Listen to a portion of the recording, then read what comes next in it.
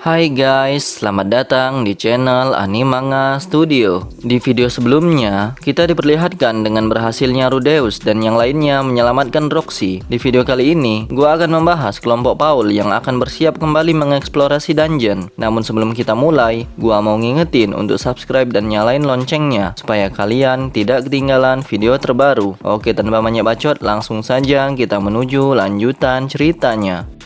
Dengan menyertakan Roxy, eksplorasi dungeon dimulai kembali. Sesuai dengan rencana, mereka langsung turun sampai lantai ketiga sekaligus. Musuh-musuh di lantai 3 adalah Tarantula Deadlords, Iron Crawlers, ditambah dengan Mad Skull. Mad Skull adalah monster ranking A. Penampilan luarnya seperti golem lumpur raksasa tanpa leher. Ketinggiannya mencapai 2,5 meter. Tubuh mereka juga cukup lebar dan padat. Di sekitar dadanya ada tengkorak yang terkubur dan itu adalah titik lemah mereka. Meskipun gerakannya lambat, gerakanmu tidak akan memberikan efek apapun. Tak peduli berapa kali kau menyerang bagian lumpur pada tubuhnya, jika mereka merasakan bahaya, maka tengkorak pada dadanya akan semakin terbenam di dalam tubuhnya. Cara dia menyerang adalah dengan menggunakan kekuatan fisik tubuhnya atau menembakkan semacam peluru batu. Namun bukanlah itu alasan mengapa dia dikategorikan ranking A. Dia bisa mengendalikan monster lain yang memiliki kecerdasan lebih rendah. Iron Crawler dan Tarantula Deadlords menjadi pelayan bagi Mad Skull. Meskipun penampilan luarnya tampak seperti golem,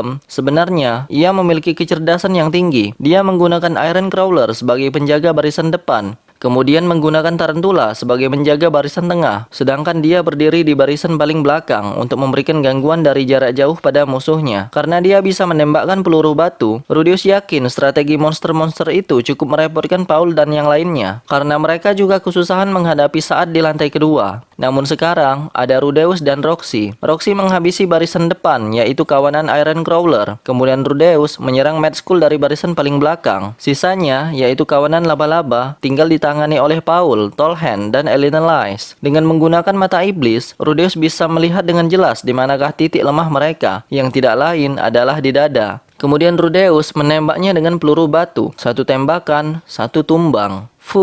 Setelah memusnahkan musuh, Roxy mendesah ringan. Rudeus yakin mananya telah menurun, karena wajahnya terlihat agak lelah. Tak lama lagi aku akan kehabisan mana. Kumohon kita istirahat sejenak. Setelah mendengar itu, mereka pun istirahat sejenak, kemudian kembali ke terowongan. Roxy bilang, maaf, karena jumlah manaku tidaklah begitu banyak. Roxy mengatakan itu sambil mendesah dan duduk. Rudeus membalas, ah tidak, kurasa kau memiliki cukup banyak mana. Rudeus pikir kemungkinan besar kapasitas mananya setara atau bahkan di atas Sylvie. Baiklah, sebentar lagi kita akan sampai pada lingkaran sihir teleport yang diduga akan membawa kita ke lantai 4. Gis membandingkan isi buku itu dengan peta sambil menggaruk dagunya. Setelah turun ke lantai 3, menurut penulis buku, jumlah hari yang diperlukan untuk membersihkan lantai 3 adalah 5 hari. Namun nyatanya, kelompok Paul lebih cepat daripada si penulis buku. Setelah mengulangi lantai ketiga sebanyak beberapa kali, peta pun berhasil dilengkapi. Rudeus yakin lingkaran sihir menuju lantai berikutnya akan segera ditemukan. Saat waktu istirahat, Roxy merebahkan tubuhnya pada punggung Rudeus. Daripada bersandar di dinding gua, Rudeus yakin bersandar pada seseorang jauh lebih menenangkan. Roxy bilang, sebelumnya aku tidak pernah menduga akan bertemu Rudy di dungeon ini.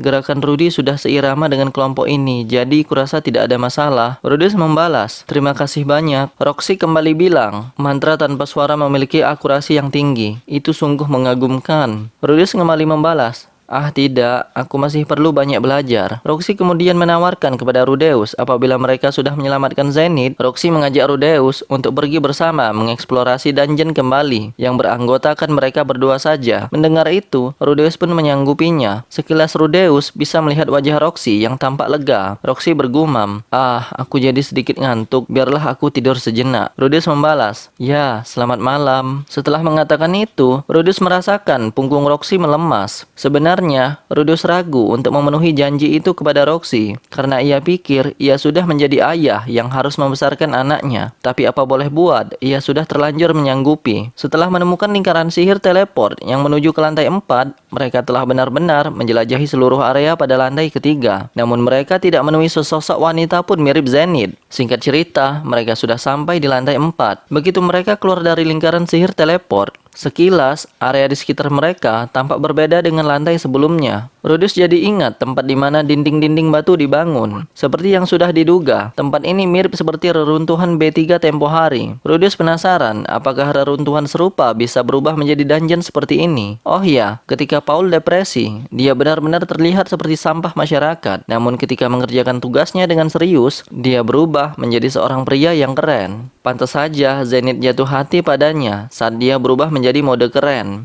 Lantas, tiba-tiba Rudeus menghadap Roxy dan bertanya, "Sensei, saat aku sedang serius, apakah aku terlihat keren?" Roxy melirik dari balik topinya. Kemudian dia menjawab dengan suara tergagap, ya keren, kurasa begitu." Lantas dia memalingkan wajahnya dengan cepat. Beberapa saat kemudian, ada musuh datang. Rudeus melihat ke depan. Ada dua monster berarmor masing-masing memiliki 4 lengan, bernama Armored Warrior. Rudeus bilang, "Aku akan menyerangnya dengan Rock Bullet." Roxy berteriak, Rudy, jangan pakai itu." Saat Rudy sudah mempersiapkan tongkatnya, Roxy menghentikannya. Roxy menjelaskan bahwa Armored Warrior bisa menggunakan pedang dengan teknik Dewa Air. Dengan teknik itu, mereka dapat memantulkan serangan sihir termasuk peluru batu. Rudeus pun paham, ia pun menggunakan Quagmire. Ketika Armored Warrior hendak mengambil langkah maju, kolam lumpur langsung terbentuk di hadapannya. Monster tenggelam sampai sebatas lutut. Merespon serangan Rudeus, Paul menerjang monster yang terjebak itu. Sambil menangkis serangan Armored Warrior dengan pedang di tangan kanannya, Paul menggunakan pedang pendek di tangan kirinya untuk memangkas salah satu lengan monster itu dengan gerakan secepat kilat. Armor itu nampaknya cukup tebal, tapi seakan tidak berguna saat menerima tebasan Paul.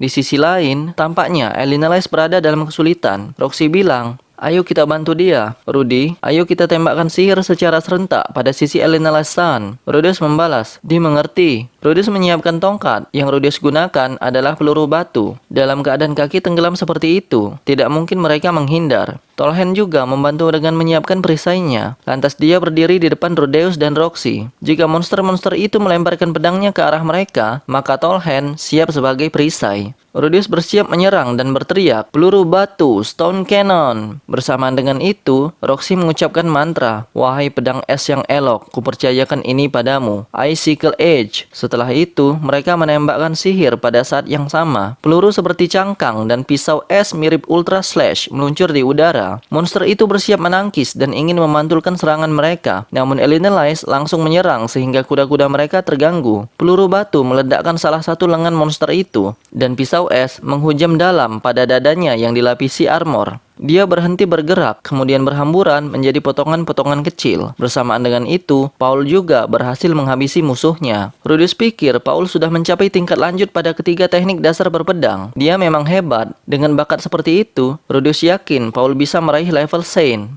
Tidak. Mungkin saja kemampuan Paul saat ini benar-benar sudah masuk kategori level Saint. Rudeus bilang, "Ayah, jangan-jangan kau sudah semakin kuat semenjak terakhir kali kita bertemu." Paul membalas, Tidak. Kurasa tidak begitu. Malahan, aku merasa bahwa diriku lebih lemah daripada yang dulu." Kemudian dia kembali melihat ke depan. "Sekarang, ayo lanjutkan perjalanan dan jangan sekalipun lengah." Tiba-tiba Elinalize bilang, "Oh ya ampun." Secara kebetulan, Elinalize mengintip wajah Paul. Kemudian dia menutupi mulutnya dengan tangan sembari tertawa ringan. "Oh Paul, kenapa kau nyengir seperti itu? Itu sungguh menjijikkan." Paul membalas, "Berkomentarlah sesukamu, aku gak peduli." Elinalize kembali bilang, "Kamu pasti cukup senang dipuji oleh Rudeus, bukan? Aku ngerti kok." Paul kembali membalas, "Berisik, tidak bisakah kamu diam?" Setelah itu, mereka mengalahkan sejumlah Armored Warrior dan Mad Skull. Kemudian mereka memutuskan untuk kembali ke penginapan. Perjalanan pulang butuh waktu sekitar 15 jam. Rudeus pikir ini merupakan keputusan terbaik agar menjaga kondisi tim tetap dalam keadaan prima. Setelah kembali lagi ke penginapan, mereka kembali mempersiapkan segalanya. Rudeus membuat kembali gulungan roh cahaya karena sudah habis. Shera mempelajarinya, kemudian dia membuat gulungan itu juga. Giz membeli beberapa bahan kimia yang kuat melawan monster tipe armor. Paul dan Elinalize berencana melihat-lihat pedang yang sedang dijual oleh para pedagang. Pedang estok Elinalize tidak cocok untuk melawan monster bertipe kulit keras atau berarmor. Sementara itu, tampaknya pedang pendek yang digunakan Paul pada tangan kirinya jugalah merupakan benda sihir yang dia beli di Lapan. Kemampuannya adalah armor break, yaitu semakin keras benda yang ditebas, maka semakin tajam pula mata pedangnya. Ini adalah kemampuan yang sangat langka. Rudeus pun mengetahuinya. Kemampuan itu pernah disebut pada senjata prajurit dalam kisah legenda legenda Perugius. Rudeus pernah membaca buku itu di desa Buena dulu. Pedang prajurit itu tidak bisa memotong daging kering, namun saat ditebaskan pada segumpal baja, pedang itu bisa membelahnya dengan begitu mudah. Itu adalah sebilah pedang iblis. Elenelais membeli pedang Gladius satu tangan. Kemampuan senjata itu adalah shock wave, yaitu ketika menusukkannya, maka senjata tersebut membuat lawan bisa terpental ke belakang, sehingga jarak di antara mereka semakin lebar. Karena itu adalah kemampuan yang praktis dan bisa digunakan siapa saja, maka harga senjata itu cukup tinggi. Namun Elenelais bisa membelinya dengan beberapa bongkah kristal sihir yang dia simpan di tasnya. Setelah menghabiskan waktu senggang, mereka pun kembali memasuki dungeon dengan diiringi oleh Lilia yang mengucapkan, "Semoga perjalananmu aman-aman saja." Mereka dapat dengan mudah menembus ke lantai 4. Sebagiannya disebabkan oleh peralatan mereka yang sudah semakin baik, tapi sebagiannya lagi disebabkan oleh keberuntungan. Mereka mampu mencapai tempat tujuan tanpa gangguan yang berarti. Bahkan, mereka hanya perlu waktu 3 jam untuk mencapai tempat tujuan. Mereka juga hampir tidak menemukan monster. Sekarang, mereka sudah kembali ke lantai 4. Kemudian mereka pun mengeksplorasi tempat ini untuk menggambarnya di peta yang masih kosong. Namun, masih tidak ada tanda-tanda sosok wanita yang mirip Zenith. Setelah selesai mengeksplorasi, mereka pulang lagi, kemudian melanjutkan ke lantai 5 esok hari. Perlu diketahui bahwa Mad Skull, Armor Warrior, Leader Devil mulai bermunculan di lantai 5. Leader Devil adalah monster bertipe iblis yang bermulut besar dan bertaring tajam. Dengan kaki yang panjang, mereka menempel pada langit-langit menggunakan cakar mereka yang tajam. Mereka bisa bergerak dengan merangkak di sepanjang langit-langit dan dinding gua, dan itu sungguh merepotkan. Mereka dapat melewati Paul dan Elenelais yang sedang sibuk melawan Armor Warrior, kemudian segera menyelinap ke barisan belakang. Itu cukup membuat Rudeus merinding. Mereka berhasil mempertahankan diri dari serangan pertama. Sebenarnya, mengalahkan Little Devil tidaklah begitu sulit.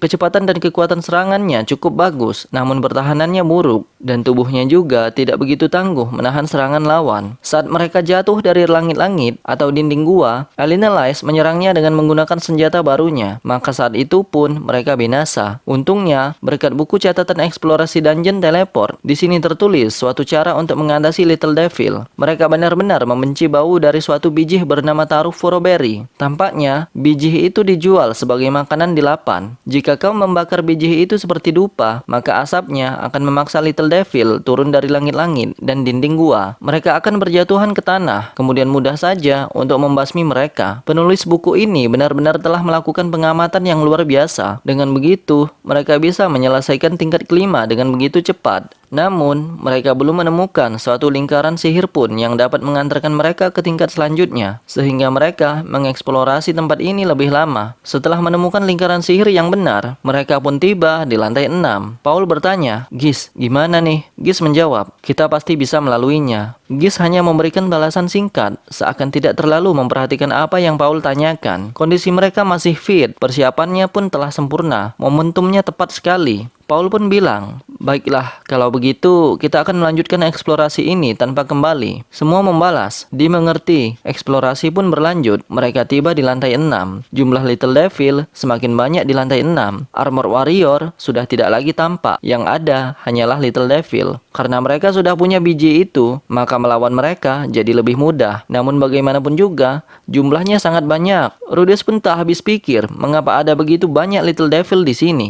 Ketika menelusuri hingga ke area paling dalam di lantai ini, terdapat lingkaran sihir yang menuju pada sarang Little Devil. Sejumlah besar Little Devil berjibun di sana, dan di sudut-sudut ruangan terdapat telur yang tak terhitung jumlahnya. Sekilas saja, kau bisa memprediksi bahwa ada sekitar 100 ekor Little Devil beserta telur-telurnya di sana. Bentuk telurnya lonjong, warnanya kegelapan dan ditutupi lendir. Rudeus merinding melihatnya. Meskipun mereka berjibun, nampaknya mereka tidak punya bos. Namun, dari mana datangnya monster-monster ini? Dan mau kemanakah mereka? Jumlah mereka begitu banyak. Namun anehnya, Rudeus tidak melihat sumber makanan sebanyak itu di sekitar sini. Roxy berpendapat, mungkin mereka memakan mana. Tak peduli apapun itu, langsung saja mereka bergerak menghancurkan telur-telur itu. Kemudian, mereka sampai di ruangan terdalam. Ini merupakan tempat terakhir yang ditulis dalam buku tersebut. Ruangan yang luas. Ruangan ini tersusun dari batu. Di depan pintu masuk dan dinding, terdapat banyak sekali lingkaran sihir. Namun begitu mereka masuk, terasa suatu keanehan.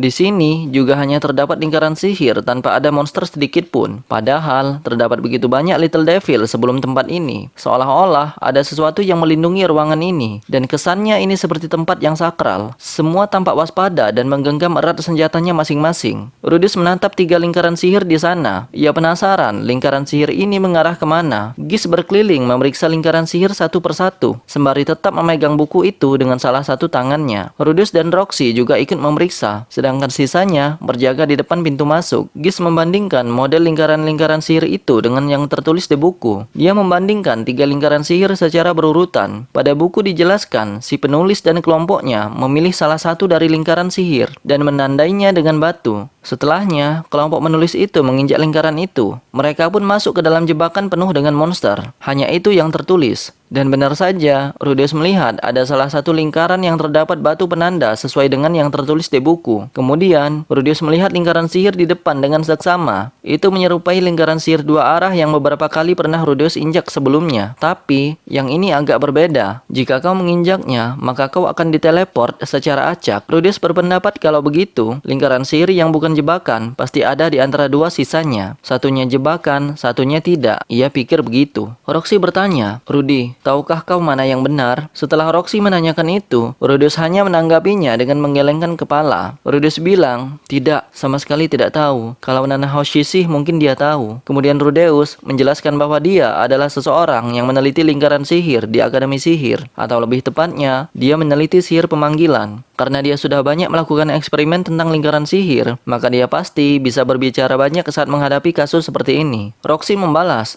"Mungkinkah dia adalah kekasih Rudy?" Rudeus kembali bilang, "Nana Hoshi, enggak lah. Mereka telah memeriksa masing-masing lingkaran sihir dengan seksama." Gis bertanya, "Bagaimana, Senpai? Apakah kamu mengerti sesuatu?" Rudeus bilang, Tidak sama sekali." Rudeus kembali ke pintu masuk ruangan. Paul dan yang lainnya sedang duduk melingkar di sana. Rupanya, mereka sedang beristirahat. Rudeus melaporkan semua hal yang mereka selidiki seakurat mungkin. Setelah mendengar penjelasan Rudeus, Paul, Elinelise, dan Tolhen semuanya tampak kecewa. Gis bilang, "Pilihan ganda memang berbahaya, bukan? Pilihannya ada 3, dan ada satu yang ketahuan pasti salah." Gis mengatakan itu sembari melihat langit-langit gua. Gis melanjutkan bahwa pada saat seperti ini, Ghislaine lah yang paling bisa diandalkan. Elinelise membalas, "Ya, tapi dia hanya berguna pada urusan seperti ini." Tolhen menimpali, "Saat bertarung dia menerjang lawan begitu saja, tanpa mendengarkan arahan dan rencana yang telah kita buat. Dia tidak pernah merencanakan sesuatu dengan matang. Ketika dia tidak memahami apa yang orang lain katakan, dia cepat emosi. Tapi anehnya, saat memilih pilihan ganda, dia selalu benar." Gis bilang, "Lupakan itu sejenak. Lantas, apa yang akan kita lakukan sekarang?" Setelah Gis mengatakan itu, mereka pun kembali ke topik pembicaraan. Tersisa 2 lingkaran sihir yang harus ditebak. Paul bertanya, "Rudy, bahkan kamu tidak bisa mengetahuinya." Mendengar itu, Rudeus hanya membalasnya dengan menggelengkan kepala. Paul menyilangkan lengannya, memejamkan mata, menunduk, dan mulai merenung. Kemudian, bahkan belum semenit sejak dia merenung, tiba-tiba dia mengangkat kembali kepalanya. "Untuk sekarang, ayo kita membuat polling suara. Bagi kalian yang meyakini bahwa lingkaran sihir sebelah kanan adalah yang benar, angkatlah tangan. Bagi kalian yang meyakini bahwa lingkaran sihir sebelah kiri adalah yang benar, juga angkatlah tangan." Setelah Paul berkata begitu, semua orang mengangkat tangan mereka. Paul, Elinelise, Roxy memberikan suara mereka untuk sebelah kanan, sedangkan Gis, Tolhen, Rudeus sebaliknya, 3 lawan 3, maka hasilnya seimbang. Rudeus bilang,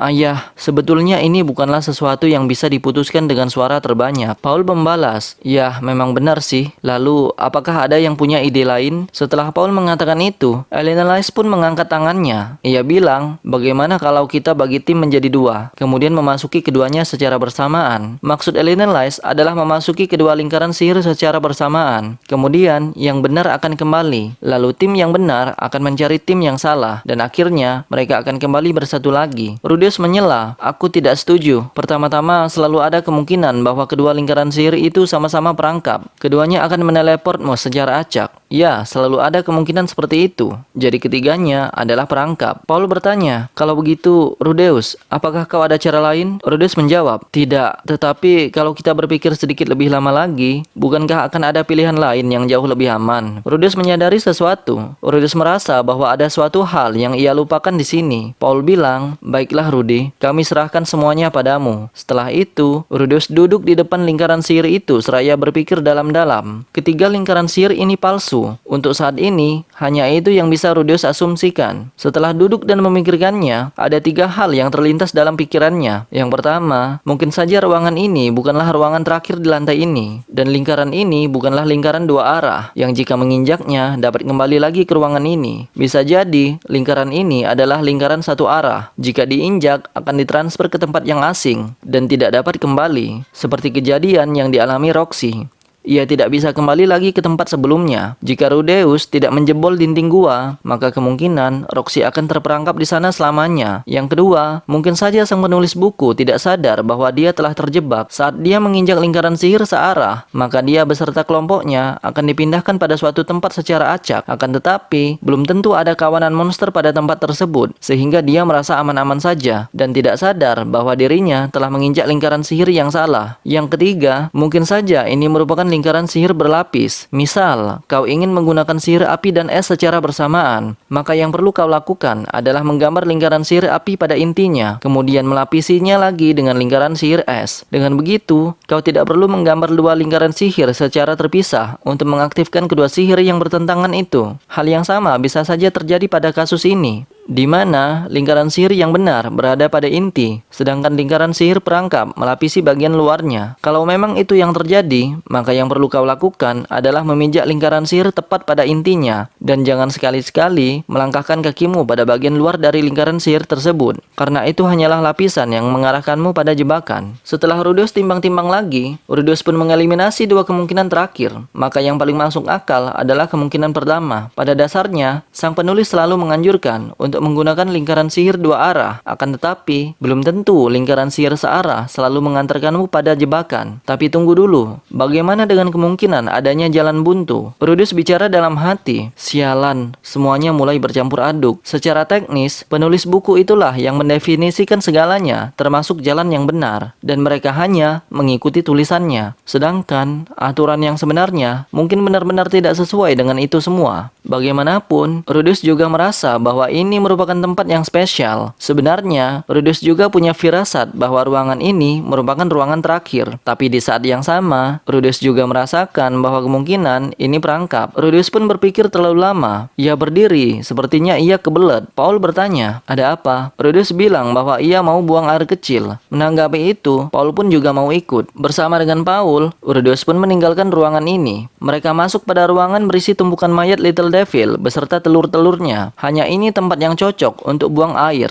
Sembari Paul berjaga-jaga, ia bilang bahwa ia yakin ruangan itu adalah ruangan terakhir di lantai ini, meskipun tidak ada dasar yang pasti dan hanya berdasarkan intuisinya. Paul melanjutkan, "Ya, tidak perlu terburu-buru. Ayah dan yang lainnya akan menunggumu. Jika kau ragu, maka jangan pernah untuk bertanya pada mereka. Jangan pernah menyimpulkan segalanya sendirian." Kemudian, Rudeus bergantian dengan Paul. Sambil berjaga-jaga, Rudeus melihat sekeliling. Rudeus bilang, "Setelah kembali ke penginapan akan lebih baik bila saat itu kita sudah bersama ibu." Paul membalas, "Mudah-mudahan dia aman." Baru saja Rudeus menggumamkan itu dan mood mereka semakin berat. Sambil mendengarkan suara kencing Paul yang panjang, Rudeus terus melihat sekeliling. Ruangan besar dan 3 ruangan penuh telur. Kemudian, ruangan paling dalam berisikan 3 lingkaran sihir penuh teka-teki. Semuanya berdekatan. Tiba-tiba, Rudeus menyadari sesuatu. Ruangan ini bukankah terlalu panjang? Kurasa begitu. Memangnya kenapa? Ruangan ini berbentuk persegi panjang. Kedua sisi panjang itu masing-masing memiliki 2 ruangan, meskipun semuanya memiliki ukuran yang berbeda. Namun Rudeus pernah melihat ini sebelumnya. Baru-baru ini saja Rudeus pernah melihatnya. Kemudian ada sesuatu yang janggal. Rudeus menyadarinya. Tempat ini terlihat mirip dengan reruntuhan teleport. Paul bilang, "Baiklah, kalau begitu kita akan segera kembali. Dan hey Rudy, apa yang sedang kau lakukan?" Paul menatap Rudeus dengan kebingungan. Lalu mereka sama-sama kembali ke ruangan tempat semuanya berada. Rudeus memanggil Gis yang sedang berbaring. "Gisan, tolong bantu aku." Gis membalas, Apa kamu menemukan sesuatu? Sini, sebelah sini. Rudeus menarik Gis ke sekitar pusat ruangan. Tolong cari tangga rahasia di sekitar sini. Gis menjawab, ya mungkin saja. Sampai sejauh ini yang kita temui hanyalah perangkap teleport, tapi tidak menutup kemungkinan bahwa adanya ruangan tersembunyi di sekitar sini. Gis langsung memahami apa yang Rudeus maksud, lalu dia segera merangkak dan mencari sesuatu. Kemudian, setelah wajahnya terlihat kaget, dia langsung menempelkan telinganya ke tanah. Dia mengambil belatinya dan mengetukkannya ke tanah. Hei, di sini, ada di sini. Senpai, di bawah sini ada ruangan. Rudeus bilang, bisakah kamu membukanya? Tunggu sebentar. Gis coba menyentuh lantai di sana sini. Kemudian dia berpindah pada dinding, sembari memeriksanya juga. Lalu dia kembali. Gawat, tidak bisa dibuka. Mungkin ini adalah tipe pintu yang harus kau buka secara paksa. Singkat cerita, Rudeus menembakkan sebongkah peluru batu. Namun sepertinya itu terlalu lemah. Lantainya belum hancur. Rudeus meningkatkan kekuatannya, kemudian menembakkan sekali lagi. Sebuah suara berisik terdengar. Lantas, suatu lubang menganga di tanah. Setelah itu, Gis segera merangkak dan mulai memindahkan reruntuhan. Dalam waktu singkat, Gis menata lubang itu menjadi bentuk persegi yang menuju ke bawah. Di sana pun muncul tangga yang menuju ke bawah. Gis takjub dan bilang, luar biasa. Senpai memang hebat. Kau menganalisanya dengan begitu baik. Rudeus membalas, ya, karena aku pernah melihat tempat ini sebelumnya. Reruntuhan teleportasi. Ada 4 ruangan kosong dan 1 ruangan tersambung pada tangga yang menuju ke bawah. Gis berteriak pada yang lainnya, baiklah semuanya, Senpai menemukan suatu tangga tersembunyi untuk kita. Setelah Gis mengatakan itu, semua anggota lainnya berdiri. Setelah mereka melihat tangga itu, maka, mereka terheran-heran. Gah, kamu memang hebat. Tolhen terbahak-bahak sembari memukul punggung Rudeus. Putraku memang jenius. Paul juga memukul punggungnya. Aku mengerti sekarang. Kalau dipikir-pikir lagi, tempat ini mirip seperti reruntuhan teleport yang kita kunjungi tempo hari kan? Alinales juga memukulnya. Gis bilang, tapi tunggu sebentar. Mungkin ada jebakan. Senpai, berikan aku 3 gulungan roh cahaya. Gis juga memukul Rudeus sambil mengatakan itu. Kurang 1 orang lagi. Dan begitu Rudeus berbalik, Roxy terhenti saat mengangkat tangan mungilnya di udara. Setelah mereka sering pandang, dia memalingkan pandangannya, melirik Rudeus sedikit, kemudian menjawil punggungnya dengan cepat. Kerja bagus. Roxy membisikkan kata-kata itu. Ekspresi wajahnya terlihat malu. Kemudian Gis berteriak, baiklah, ayo kita teruskan perjalanan. Semuanya tetap waspada. Ya, semuanya mengangguk setelah Gis menyatakan itu. Benar saja, setelah menuruni tangga di depan, mereka mendapati lingkaran sihir teleportasi di ruangan tersembunyi itu. Lingkaran sihir teleport 2 arah, namun warnanya merah seperti darah. Nah, itulah rangkuman cerita volume 13 part yang kedua. Video berikutnya, gua akan membahas perjalanan kelompok Paul menuju ke lantai ke-7. Apakah ini adalah lantai terakhir dan mampukah mereka menemukan Zenith di sana? Banyak cerita yang tidak dijelaskan di anime dan manganya loh. Maka dari itu, kalau males baca web novelnya, pantengin terus channel ini dengan subscribe dan hidupkan notifikasinya. Oke, sekian dari saya. Terima kasih guys.